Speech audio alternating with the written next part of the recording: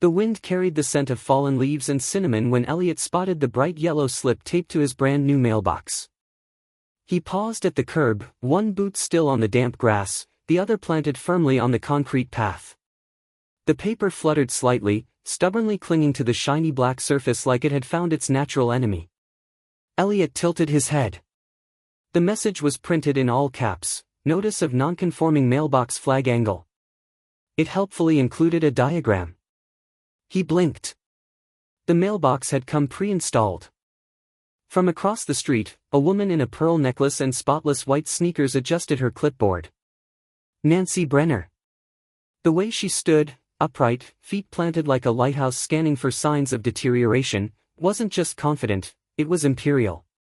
She tapped her pen once, noted something, then disappeared behind a hedge thick with marigolds that had no business blooming this late in the season. Elliot sighed, pulled the slip off carefully, and turned toward the house. The front yard was small, clean, and about as controversial as a Hallmark card. He'd closed on the place a week ago, an efficient transaction made smoother by the trust paperwork his father insisted he file. A quiet town, HOA managed, neat sidewalks, friendly enough. That was the promise. And maybe it was true, just not for newcomers with mailbox flags at a 5-degree misalignment. Inside, he unpacked the last of the kitchen boxes, humming along with the soft country music playing on the old radio his grandmother once owned. By the time dusk settled, he'd replaced the porch bulb with a softer one, rearranged 2 pumpkins for visual symmetry, and installed blackout curtains upstairs. Not because anyone told him to, but because someone probably would. The next morning, the sky wore its October gray like a cardigan. Elliot tucked his coat close and made his way to Ashbrook Diner. It was only 3 blocks off the main street, a cozy nook with red vinyl booths, a pie shelf behind glass, and a waitress who looked like she'd been refilling the same mug for the same group of men since the 80s. He sat near the window, ordered a black coffee, and left a $2 tip on a $1.75 check. Mrs. Langston, the silver-haired woman with impeccable posture and a wool shawl that matched the diner's gingham curtains, sat at the corner table. She looked up as he passed and gave a polite nod. "They come for all the newcomers," she said, like she was offering a blessing and a warning in one. "I gathered," Elliot replied, a faint smile tugging at the corner of his mouth. She stirred her tea slowly. "You seem like the quiet type. That'll help. Just, don't argue with the flyers. They multiply." That afternoon, it happened again. Another crisp paper. Another aggressive font. This one read, "Vehicle must be garage parked overnight. Nighttime aesthetic policy." Elliot looked at his car, centered perfectly in the driveway, then at his attached garage. He hadn't unpacked the garage yet, full of tools and spare wood panels, but apparently, the timing wasn't HOA friendly. Still, he folded the notice neatly, brought it inside, and filed it in a folder newly created on his desktop, Ashbrook Docs. Later, while collecting mail that contained nothing but a real estate catalog and a cable promotion, he saw her again. Nancy Brenner stood at her mailbox, adjusting the lid with surgical precision. Elliot gave a polite wave. "Good afternoon," he offered. She gave him a once-over. Her gaze landed on the mailbox flag as if hoping it had worsened. Then she said, with a tight smile, "We hope you're just visiting," and turned away before he could respond. He stood on his porch a moment longer, watching as her clipboard re-emerged like a ceremonial sword. She checked a box, jotted something, and vanished into her porch like a general disappearing behind enemy lines. On Sunday, Elliot attended the HOA brunch. It was held on the clubhouse patio, where folding tables carried trays of pecan muffins and small jars of pumpkin butter. Mulled cider steamed from paper cups. A small band of retirees played light jazz near the fireplace heater. Nancy wore a cardigan with tiny American flags stitched onto the collar. She stood near the refreshment table, surveying the group like a shepherd counting her sheep. Elliot approached with a muffin and a smile, nodded at Mrs. Langston, and found a spot near the back. No one said much. A few residents glanced at him, smiled politely, then shifted back to their cider. And then Nancy spoke, softly, but loud enough for 3 nearby neighbors to hear. "We have renters again," she said, chin tilted in the direction of Elliot's house. "You know what that brings." Elliot didn't react. He sipped the cider, let the warmth fill his throat, and waited until brunch ended. That evening, he walked into the guest room turned office, opened the side drawer of the filing cabinet and reached inside. His fingers closed around a sealed envelope. He slid it out, turned on the desk lamp, and read the printed label, Property Deed, Sanders Trust LLC. By week's end, Elliot had more HOA notices on his fridge than family photos. They were arranged in neat columns, magnetized under souvenir clips, a pumpkin from Vermont, a brass apple from his old university, and one of those miniature Route 66 signs. Each notice had its own absurdity. One objected to the angle of his fall banner, too diagonal. Another claimed his porch light exceeded the HOA's lumen limit. And a third warned that his potted mums, despite being radiant, were non-native flora, and posed a risk to the visual harmony of the street. He didn't argue. He filed. Every document was scanned, printed, and chronologically labeled, not out of fear, but habit. It was the same instinct that made him balance his checkbook to the penny and organize his receipts by month. There was a quiet power in keeping records. Saturday morning brought a cool hush to the sidewalks. Fallen leaves danced around storm drains while wind chimes rang gently from his porch, the tune unmistakably America the Beautiful. Nancy, out for her routine patrol with a pen in one hand and her phone in the other, paused mid-step. She glanced up at the chimes and raised a disapproving eyebrow. "A bit theatrical, don't you think?" she said flatly. Elliot smiled. "Patriotic, actually." She didn't respond, but he noticed the scribble in her margin as she walked on. Later that day, Elliot found refuge at the Ashbrook Diner. The warmth of the booth vinyl, the clink of ceramic mugs, and the smell of cornbread baking soothed something restless inside him. He ordered the daily special, cornbread and apple butter, and paid in cash. Exact change. Always. Tony slid into the booth across from him without asking. His flannel shirt smelled faintly of cedar, and he carried the casual air of someone long resigned to HOA absurdity. "Got my first fine in '09, Tony said, sipping coffee. "Mulch was angled wrong." "Mulch." He shook his head. She walked past, crouched like a baseball umpire, squinting at the flower bed. "Said I was disrupting neighborhood symmetry." Elliot chuckled. "That explains the gravel in your front yard." Tony nodded solemnly. No angles to dispute. Outside, the clouds grew heavier, settling over Ashbrook Hollow like a wool blanket. Elliot walked home, past neatly clipped lawns, and waved to Mrs. Langston, who offered a quiet smile from her porch. Just before he reached his steps, he spotted Nancy again, this time at the end of the cul-de-sac, raising her phone. She angled the lens upward, capturing photos of his solar lights. That night, Elliot called his father. George Sanders answered on the second ring, voice calm as ever. "Hey, son. How's the new place?" "Peaceful," Elliot said. "Except for the clipboard militia." A chuckle filtered through the line. "Ah. HOA? Yep. They've cited me for everything from a flag to the brightness of my porch." "Keep everything," George said without hesitation. "Every slip, every email. Scan them. Save duplicates. That kind of paper trail can become quite useful." "I've already got a folder," Elliot replied. "Labeled and time-stamped. That's my boy."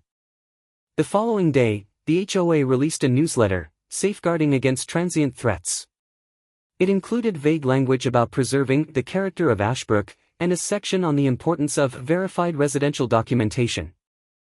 No names were mentioned, but the message was clear. That evening, as the sun dipped behind the clubhouse, Elliot sat on the porch with his laptop. The wind stirred the chimes again, light and familiar. He sipped a mug of tea and tried to ignore the faint rustle across the street, Nancy, again, phone in hand, lingering too long beneath his curb light. The next morning, a new notice appeared. This one wasn't tucked under a wiper or folded into his mailbox. It was taped to his front door in bold red ink. Renters must submit lease or vacate. The phrase was highlighted, underlined, and sealed with the HOA's stamp. He didn't flinch. He peeled it off carefully, walked inside, and added it to the folder. The scanner beeped softly. Just as he hit save, a digital ping lit up the corner of his screen. It was a message from George. "Interesting name came across my desk today. We'll follow up." The HOA's newsletter headline read, "Our standards keep us strong." The subtext? "And some of us out." Elliot read it over his morning toast, eyebrow raised at the rhetoric. The layout had improved, shadows under the header, bold callouts in HOA blue, but the content hadn't. There were now 5 paragraphs on communal integrity, a full column on flag decor compliance, and a closing thought signed, predictably, N. Brenner, President. He slid the newsletter into his Ashbrook Docs folder without another glance. Nancy believed she was protecting the neighborhood. She had no idea her fate was already sealed in a spreadsheet. Across the street, pumpkins lined driveways like soldiers on holiday duty. Leaves littered the curbs in blazing colors, reds and oranges and the occasional stubborn green. Elliot stepped over a rogue squirrel-sized gourd and headed to the HOA's latest offering, the Ashbrook Home Integrity Seminar, scheduled for 10 a.m. sharp in the clubhouse. Inside, the chairs were arranged in military rows. A projector whirred near the front, and laminated handouts sat on each plastic seat. The smell of stale cider hung in the air. Nancy stood beside the screen in her signature flag-stitch cardigan, eyes scanning the room like a substitute teacher about to call on the unprepared. Elliot took a seat near the back. His sweater, simple gray with large navy block letters, read, "Definitely not a renter."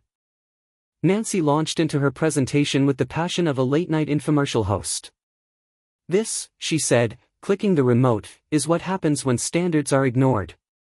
Up came a slideshow, a Halloween inflatable collapsed sideways, a garland strung slightly crooked over a doorway, and finally, Elliot's porch, lit by warm solar bulbs and sporting a tasteful fall wreath. He didn't flinch. He simply took a slow sip of tea from his thermos and noted the file name in the bottom corner of the screen, unauthorized_styles_final.pptx. Meanwhile, 20 miles away at Hawthorne Regional Bank, the morning air buzzed with the hum of HVAC and muted conversation. In cubicle B17, Sean, a junior loan officer in training, blinked at the application on his screen. He ran a quick internal cross-check, frowning when a flag popped up, "Neighborhood flagged for administrative disruption, Ashbrook Hollow HOA." "Mr. Sanders," he called softly. George Sanders, vice president of lending, leaned into the cubicle. Trim gray beard, composed tie, and the practiced calm of a man who'd weathered both recessions and review boards. "Problem?" he asked. Sean nodded. "Routine renovation request. Back patio loan. But look at the flagged code." George took over the mouse and clicked. A name appeared on the top of the file, Nancy J. Brenner. He didn't smile. But there was the faintest glint in his eyes as he whispered, "Well, that's an interesting name."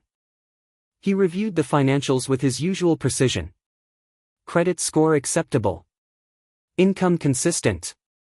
But then he opened the HOA field memo. Community volatility. Disputed leadership. Complaint history logged. George took a quiet breath and added one line in the internal memo. Hold for review, neighborhood instability. Pending risk audit. An automated message queued instantly. That evening, Nancy sat at her desk beside a small mug of peppermint tea, reading HOA updates and checking the fall bake-off roster.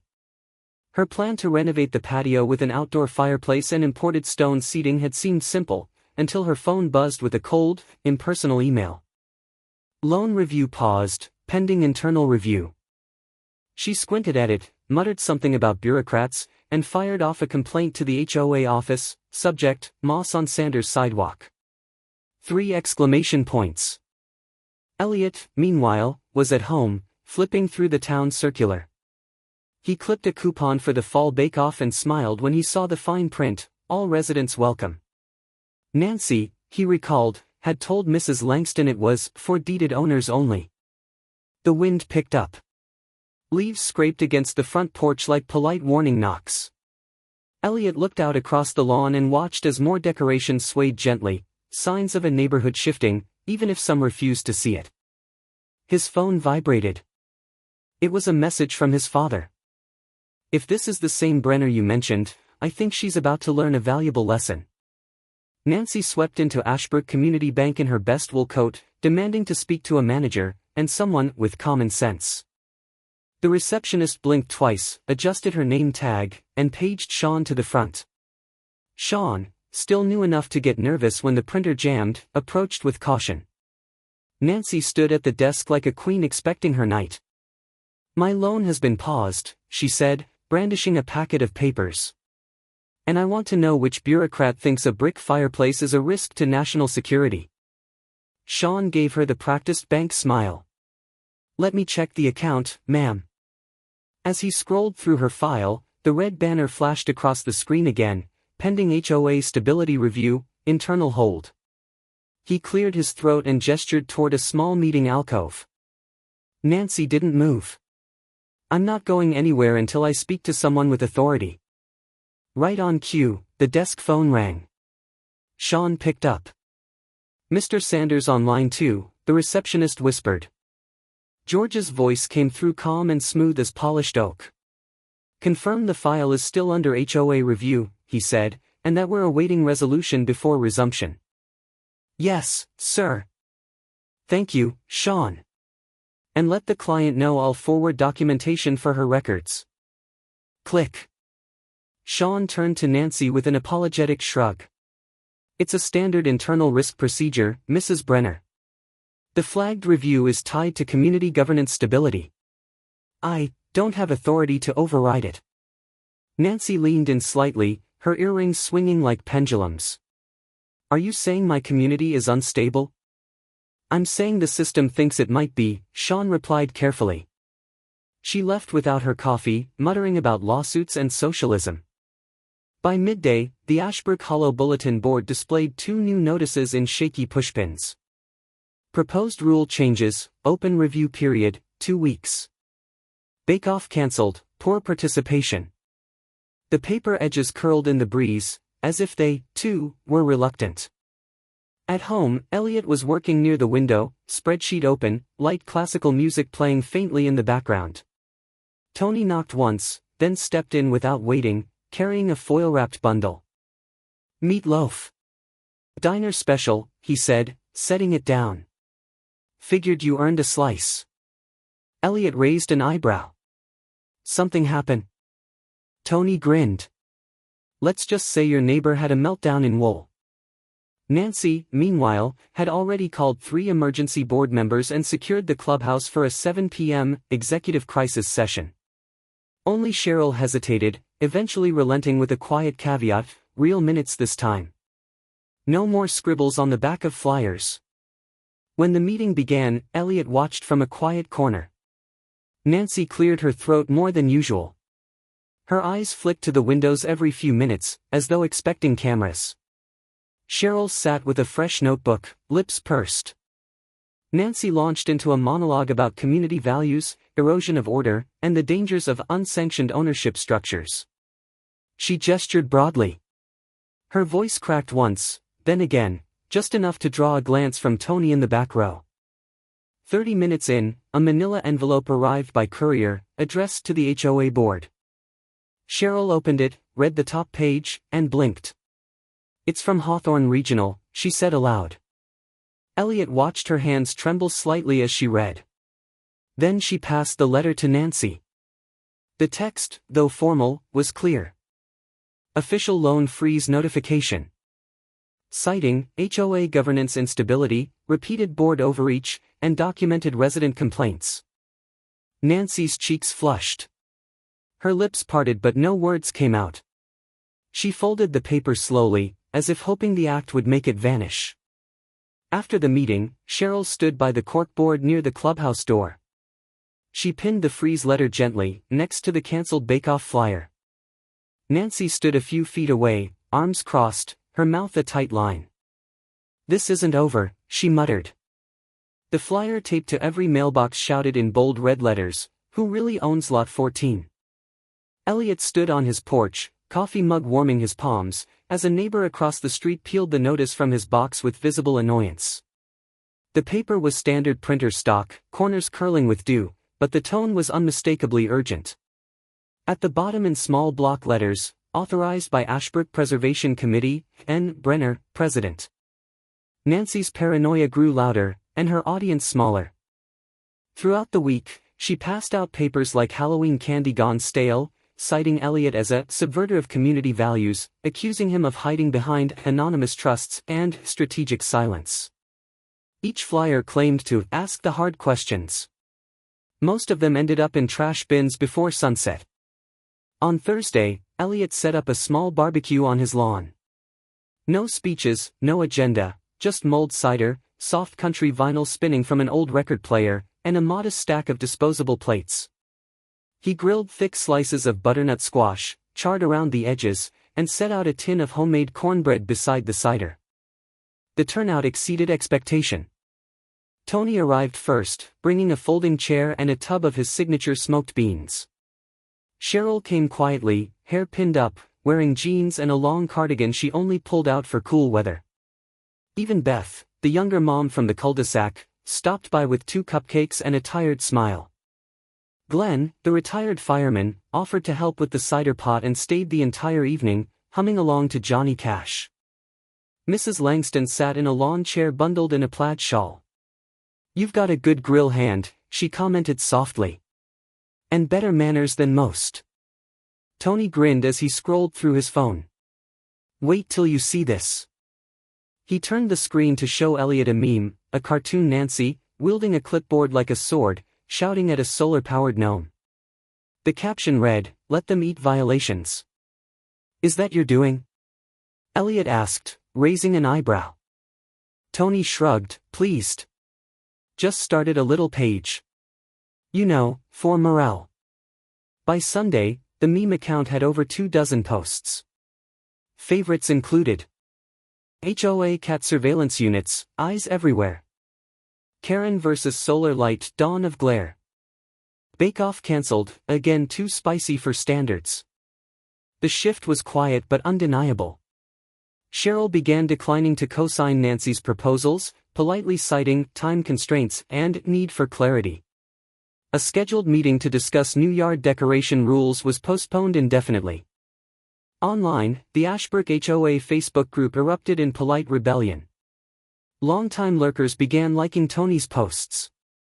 When Nancy tried to delete a satirical pie chart labeled, "Who actually runs the HOA?" Hint, it's not the rules, a moderator poll appeared the next day, transfer admin rights? Y/N. By Monday morning, Tony was listed as lead moderator. That night, the clubhouse lights flickered on for the monthly HOA town hall. Elliot arrived early, documents tucked under his arm, calm as ever. Nancy stood at the front beside a whiteboard bearing the title, Community Integrity Discussion Points. Her voice wavered slightly as she welcomed attendees. The chairs filled up faster than usual. Mrs. Langston came, as did Beth and Glenn. Tony took his usual seat near the snacks table, this time stocked with apple pie slices labeled HOA free. When the floor opened for discussion, Elliot stood. "I've been accused of concealing ownership," he began, his voice even. "Just to clarify, I own 3 properties here. One on Birch Lane, one on Cedar Trail, and the third, Lot 14. He held up a printout. "This one includes the payment history for the past 6 months. There was a pause. Cheryl leaned forward, squinting at the document. Nancy's expression stiffened. Elliot continued, "It appears Mrs. Brenner's checks are processed through a servicing agency that routes payments here." He tapped the paper, "to the Sanders Trust." Murmurs stirred the room. Mrs. Langston slowly rose from her chair, clearing her throat. "I move we hold a board review vote, immediately." The morning of the vote, Nancy's mailbox had no mail, just a folded lawn sign stuck in the ground, "Leadership needs light." The cardboard was staked crookedly, wind tugging at the edges, but the message stood tall beneath the pale gray sky. Snow had started overnight, a light dusting that coated porch rails and quieted even the crows. Nancy watched from her window, unmoving. The sign hadn't come from Elliot, or Tony, or Cheryl. That was what rattled her most. It had come from somewhere else now. From them. She once ruled the block with citations and smug frowns, now the silence spoke louder. Inside the clubhouse, folding chairs had been arranged in a half-circle around a card table.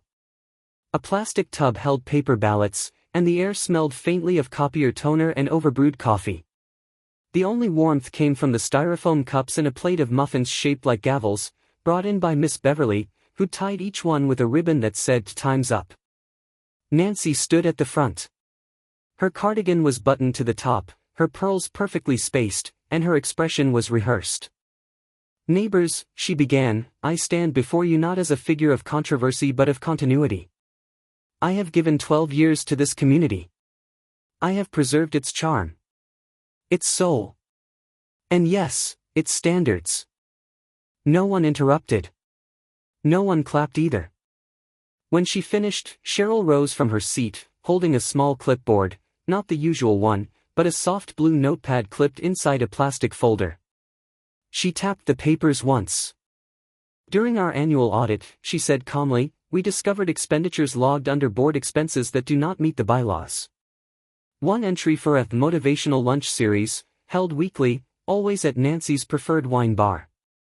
Another for what was labeled personal security infrastructure, later confirmed to be a drone camera mounted on a street lamp." Nancy inhaled, then exhaled with a long blink. Elliot stepped forward next. He didn't raise his voice. He simply listed dates, quoted policy numbers, and presented a one-page summary labeled "Chronology of Violations and HOA Overreach, 2023.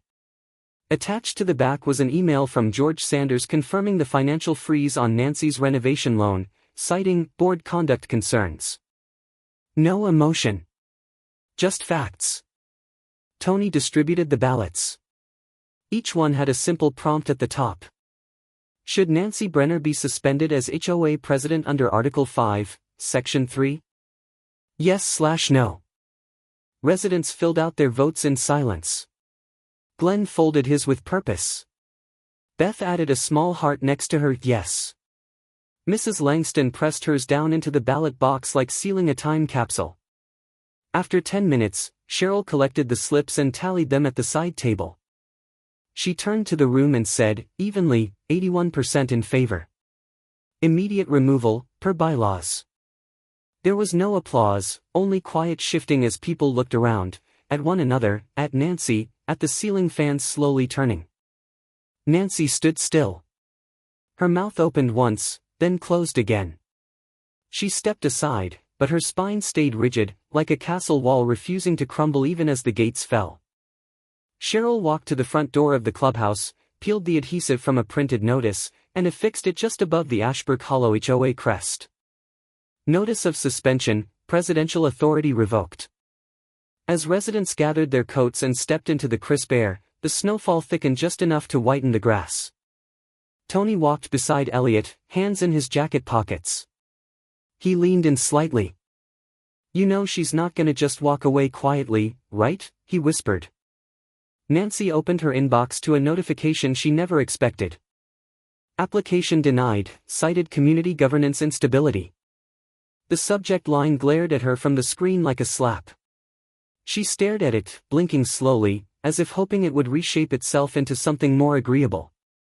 But the wording stayed firm, passive, clinical, and final. Her refinance request was dead. She had once used bylaws to threaten others, now, policy phrasing blocked her from her own financial future. The kitchen sat still around her, blinds drawn, countertop spotless but sterile. A kettle steamed quietly on the stove, ignored. The calendar still bore an October image, golden leaves, a barn in the distance, but snow clung to the windowpanes outside, untouched. George Sanders' final letter arrived by certified mail 2 days later. It was brief. Subject, foreclosure hold and conversion notification. Status, executed. Lease option activated per property clause 14.7. Action, rental management effective immediately under Sanders Residential. Nancy read it 3 times, jaw clenched. On the sidewalk, she walked only at dusk now, hood pulled over her hair, eyes down. She was no longer stopped by neighbors, only avoided. Mrs. Langston waved once from her porch, but didn't call out. Even Nancy's former Pomeranian groomer drove past without slowing. Her attempt to sell the house had failed. The TikTok clip of her HOA meltdown resurfaced during the listing, gathering another 100,000 views. The first open house was treated like a community theater event, and after 2 cancelled showings and 1 withdrawn offer, the listing was pulled, pending renovation. But there were no renovations. Just silence. When she finally reached out to the only option left, rental, the name on the response was familiar, Sanders Residential Group. There was no legal route to object. She had no ownership clause blocking lease arrangements. No veto authority. Not anymore. The lease application was processed within a week. Her lawyer reviewed it, then quietly nodded. Nancy signed the forms with a borrowed pen. At the bottom of the final page, just above the disclosure for property maintenance protocols, sat Elliot's name. Owner representative, Elliot Sanders. The tenants arrived one Thursday morning. A quiet young couple, the woman visibly pregnant, her husband carrying a diaper box. Nancy recognized her, the same woman she had once fined for sidewalk chalk left too close to the flower beds. She had been 7 then. Now, she was about to be a mother. Nancy handed over the keys without a word. Inside her mailbox the next day, nestled between a dental flyer and an unrequested catalog, was the welcome packet. She opened it out of habit. The final page read: Maintenance requests may be submitted via portal or to Sanders Residential, attention, owner representative. She folded the packet, slid it into a drawer, and sat down slowly. At the diner that evening, the special was peach cobbler. Tony sat at the counter, talking with Cheryl about seed catalogs. At a booth near the window, Elliot handed $2 to the waitress, nodding toward Mrs. Langston. She smiled faintly, dabbing the corner of her mouth with a napkin. Nancy sat alone by the window. Her coat remained on. When the bill arrived, she paid by check. The memo line, in small, tight print, read: Monthly Dignity. At the HOA clubhouse, now renamed Karen's Last Stand, a bronze plaque read: In memory of weaponized clipboards and passive-aggressive flyers. The metal gleamed in the winter light, buffed just that morning by a teenager earning community service credit. Beside the front door, a new community bulletin board listed real agendas, public minutes, and a flyer inviting everyone to the Friendsgiving potluck. Beneath it, a smaller note read in clean block print: All welcome. Even renters. Elliot once said nothing while Nancy shouted. Now she's silent, and his calm words rebuild the community. Inside, warm light spilled across rows of tables decorated with paper leaves and pie tins. Maria, the newly elected HOA president, passed out cider mugs and discussed snow removal options with Glenn. She was precise but kind, a former real estate attorney, now mother of 2, elected unanimously after Nancy's ousting. Elliot had declined the presidency. Instead, he now chaired the Resident Oversight Panel, a group created to review every rule proposal, budget item, and resident complaint. It wasn't flashy, but it was powerful. Exactly the kind of position someone who believed in quiet accountability would hold. A week earlier, Nancy had tried one last play, a personal lawsuit for community defamation and intentional reputation sabotage. The court clerk read the claim, glanced at the supporting documents, most of which were meme screenshots, and dismissed it before George even had to appear. The judge ordered a settlement instead. A written apology posted on the HOA's homepage. A mandatory HOA reform seminar, voice recorded. And most notably, a 6-month required community announcement to be played before each board meeting. In her own voice. That recording echoed now through the clubhouse speakers. My name is Nancy Brenner, and today I'll explain how not to abuse HOA power. People chuckled. Some clapped lightly. Outside, a soft snow fell across Ashbrook Hollow. The kids were already in the new playground, a donation made possible by redirected HOA funds and a grant from the Sanders Residential Foundation. The community garden nearby bore a new wooden sign. The Quiet Victory Patch. Elliot sat on a bench, a wool scarf around his neck, holding a cup of cocoa. Tony walked past, delivering apple pie slices to the cider station, while Miss Beverly explained the origin of her sweet potato casserole to a rapt group of younger moms. Across the street, Nancy walked her dog at the edge of the sidewalk. Her gait had lost its snap. The Pomeranian, still yappy, wore a tiny jacket labeled Unit 14, Tenant. Nancy paused by the clubhouse, listening to her own voice drone from the loudspeaker. Her shoulders stiffened, but she didn't flinch. Back at the bench, Elliot took a slow sip. "Never underestimate a quiet neighbor with a banker dad," he whispered. Snow still dusted the sidewalks of Ashbrook Hollow, but something warmer had settled over the neighborhood, a sense of peace earned, not gifted. Where once silence was fear, now it was comfort, broken only by laughter from the playground and the soft chime of wind bells on porch eaves. Sometimes, all it takes is one neighbor quietly refusing to bow for a whole street to stand taller. The rules hadn't disappeared, they'd simply found better hands to hold them.